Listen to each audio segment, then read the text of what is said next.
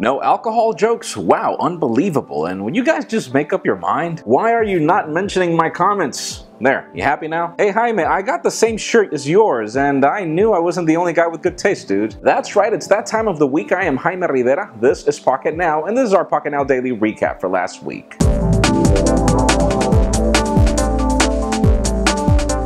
So on Monday I asked you, what did you think about the Galaxy Note 4 leaks? As we got the first pictures of the phone, we saw the metal chassis, we saw the leather back, and everything looked really cool. And we have 650 comments, out of which one of the commenters says, I hope the Note 4 is not 2K. One of the greatest features of the other Note lineup is the great battery life. 2K on the LG G3 has a large amount of web browsing cut down compared to the G2, and well, let's hope they figure out the technology. AMOLED technology is supposedly better in certain things, and hopefully that will be the case in battery life. And Shankar says, if the pic is true, it is hot, definitely hot. I will sell my G3 and get the Note 4 anytime if Samsung will minimize the bezel and increase the battery life. And yeah, why not? Let's just see what they bring. I do find the design to be elegant, but then again, it looks a lot like the Note 3 as well. And then Terzik says it's the same old Samsung, and I think a lot of us agree with that.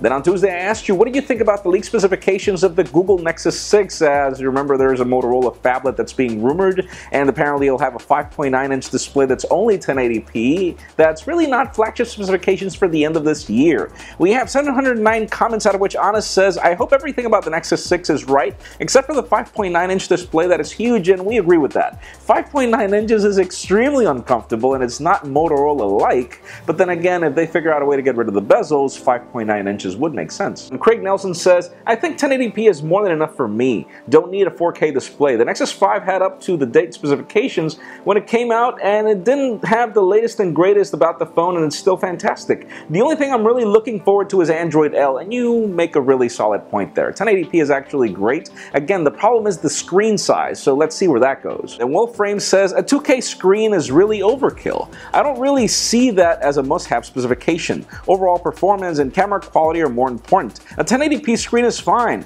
Oh, and please don't skimp on the battery capacity this time, okay? And yeah, you make a solid point there. 1080p is fine, again, as long as the screen size is not so big. And let's hope they figure out things like battery life, because that has been an issue. Hopefully we get a replaceable one this time. Then on Wednesday I asked you, what did you think about the Samsung Galaxy Alpha, as the device had just been announced? And yeah, it is a Galaxy S5 with a metal chassis and a smaller display, lesser specifications, and everything that looks like an iPhone. And we have 697 comments, out of which Games Daily says, Samsung, get ready for Apple's lawyers, and we do agree with that.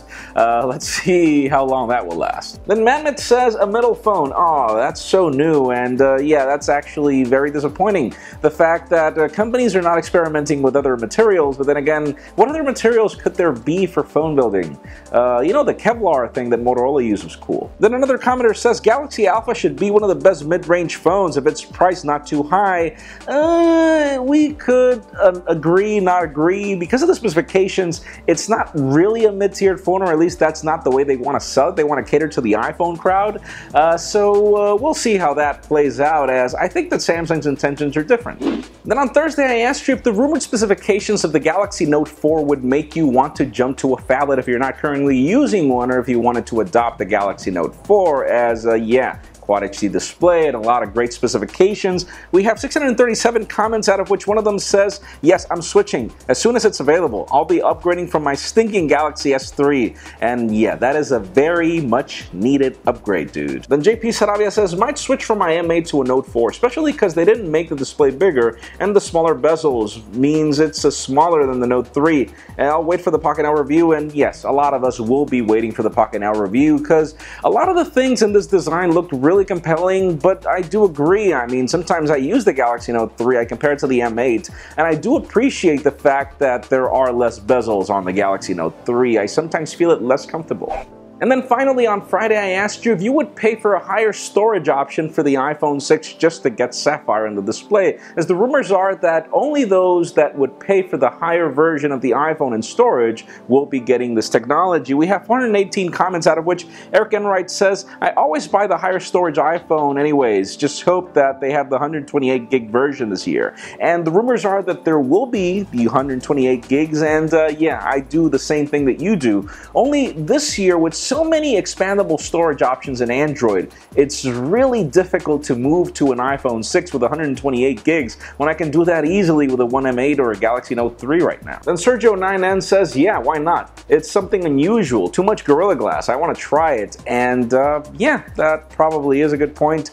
I don't know, I wish the iPhone had expandable storage. I guess that's my biggest problem lately. Then another commenter says, this is ridiculous. The iPhone is already the most expensive phone. Sapphire display should not be a good option. It should be a standard from Apple. It seems like Apple is just milking their customers, and dude, by the way, making Sapphire is not cheap. That's the reason why nobody else does it. So I'm not going to agree with that necessarily, but then again, yes, in most countries the iPhone is more expensive, or if you want more storage options, it makes it extremely expensive. So I do understand your point, but you're not obligated to buy an iPhone or obligated to buy a phone with Sapphire, so it's really up to you. In my case, I don't think that I would spend more money for Sapphire, but then again, because I pay so much money for extra warranty in order to switch my phone whenever I smash it, it'll all depend on what the options are.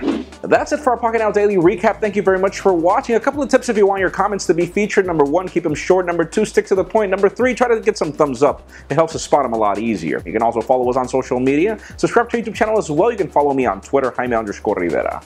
Please give this video a thumbs up if you like what you saw. I am Jaime Rivera. Thank you very much for watching. We will see you next week.